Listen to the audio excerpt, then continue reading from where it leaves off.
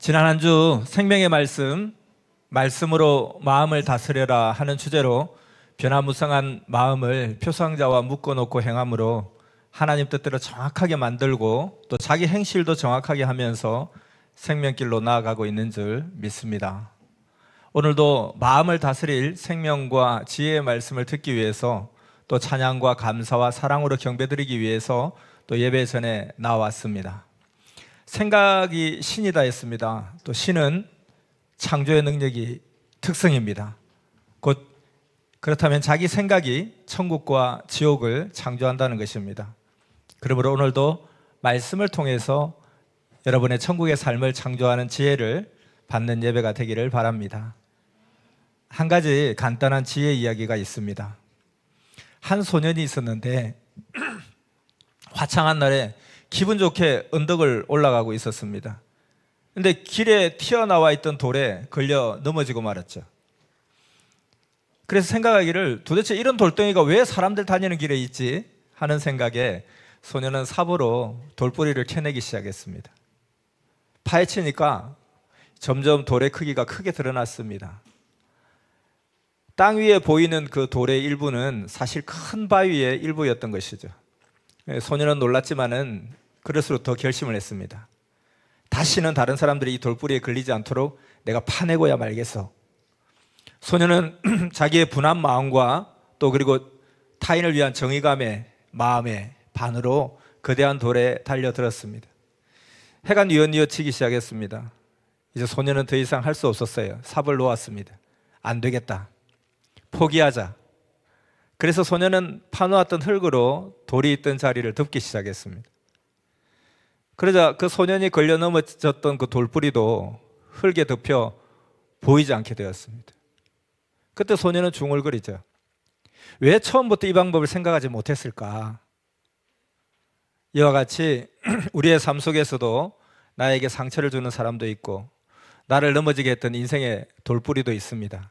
누구에게나 있습니다. 그것이 나로 인한 것이든 남으로 인한 것이든 그것을 파헤치지 말고 덮어보는 것도 하나의 지혜일 수 있습니다. 그것이 더 쉽고 더 온전한 방법일 수 있습니다. 그래서 덮어주는 삶도 아름다운 삶입니다. 이것이 마음을 다스리는 지혜가 될 수 있다는 것이죠. 또 하나의 지혜의 이야기를 하자면 많이 알려진 이야기입니다. 호주 부근에 남태평양의 작은 섬나라 나우루 공화국이라는 나라가 있다고 해요. 울릉도보다 작은 나라, 인구는 고작 1만 명 조금 넘는 그런 나라인데 이 나라가 엄청나게 부자였다는 거죠. 어느 정도냐면 일반 국민들이 자가용 비행기 타고 해외로 나가 쇼핑을 하는 그런 나라. 도로 위에는 람보르기니, 포르쉐 이런 최고급 승용차가 즐비한 나라. 전 국민에게 매년 1인당 1억 원의 생활비를 지급하는 나라. 주거, 교육, 의료비가 모두 공짜인 나라. 세금은 한 푼도 없는 나라. 이 정도면 엄청난 부자 나라죠.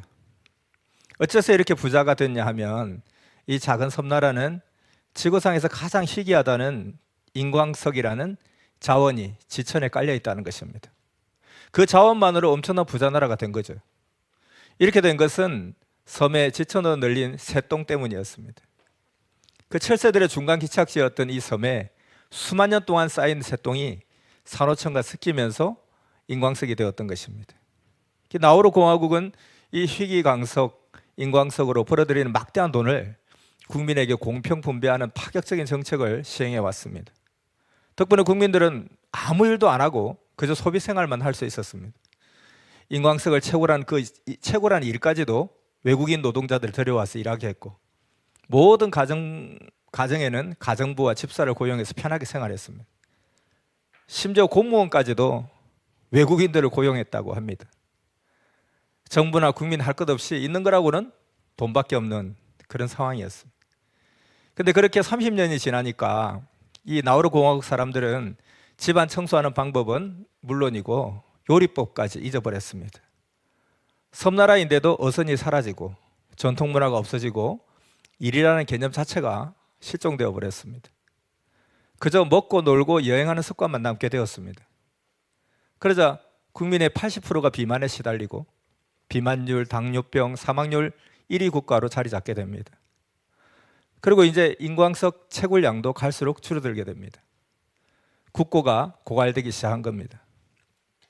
그렇게 해서 다시 가난해진 국민들이 되었고, 근데 이제는 모든 것을 처음부터 다시 시작할 수밖에 없었는데, 청소하는 법도, 요리하는 법도 다시 배워야 했고, 고기잡이도 다시 시작해야 했습니다. 근데 너무 오랜 기간 동안 놀고 먹던 국민들에게는 이게 쉽지 않은 일이었습니다. 일하는 즐거움을 잊어버린 그들에게 나태함과 무기력만 남게 되었습니다. 뿐만 아니라 나우루 공화국은 존재 자체를 위협받기까지 합니다. 무리하게 땅을 파헤쳐서 인광석을 채굴하다 보니까 섬의 고도가 낮아진 것입니다. 그 때문에 수면이 조금만 더 높아지면 섬이 통째로 수면 아래로 가라앉을 위기를 맞게 됩니다. 이것을 볼 때 세상에 준비하지 않은 영원한 것은 없습니다. 풍족함은 언제나 사라지게 될 것이고, 언젠가는 사라지게 될 것이고, 미래를 준비하지 않으면 나우루 사람들처럼 후회하게 될지도 모릅니다. 우리도 영원한 삶의 이성과 그것이 우리의 삶의 진정한 목적임을 알고 있습니다. 그렇기 때문에 우리의 삶의 최우선 과제로 두고 살아가는 지혜가 필요합니다. 오늘도 예배를 통해서 영원한 사랑과 삶을 예배하신 하나님을 깊이 만나는 시간이 되면 좋겠습니다. 영원한 삶을 위한 지혜를 받아서 말씀으로 마음을 다스리고 말씀대로 사는 축복을 받는 예배가 되면 좋겠습니다. 예배는 하나님을 만나는 시간입니다. 예배의 근본 목적은 예배 시간을 통해서 하나님을 만나야 됩니다. 우리는 하나님 나와 함께 해주세요, 하나님 도와주세요, 이렇게 이야기하는데 하나님은 함께 하지 않은 적이 한 번도 없습니다. 하나님은 도와주지 않은 적이 한 번도 없습니다. 근데 우리는 자꾸 하나님이 나와 함께 해주실까를 염려하고, 또 하나님이 나를 도와주시면 좋겠는데 하는 생각을 합니다. 근데 하나님은 나는 항상 너와 함께 했고 항상 너를 도왔다. 근데 문제는 너가 나와 함께 하느냐, 너가 나만 바라보느냐, 그것이 관건이라는 거죠. 사람들은 하나님이 지옥으로 보낸다고 생각합니다. 하나님이 안 믿는다고.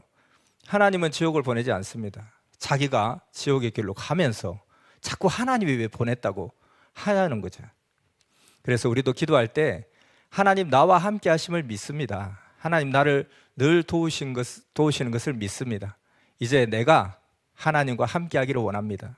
내가 하나님만 바라보기를 원합니다. 내가 하나님을 의지합니다. 이 시간에도 성삼위께서 이곳에 와 주시옵소서가 아니라 이 자리에 오신 것을 믿고, 또 함께 하신 것을 믿고, 우리 가운데 감동과 은혜로 함께 하시는 것을 믿고, 내가 이 예배를 통해서 하나님을 만나는 시간이 되기를 간구하고 집중하면 놀라운 은혜의 역사가 일어날 줄 믿습니다. 오늘 그런 예배가 되기를 원합니다.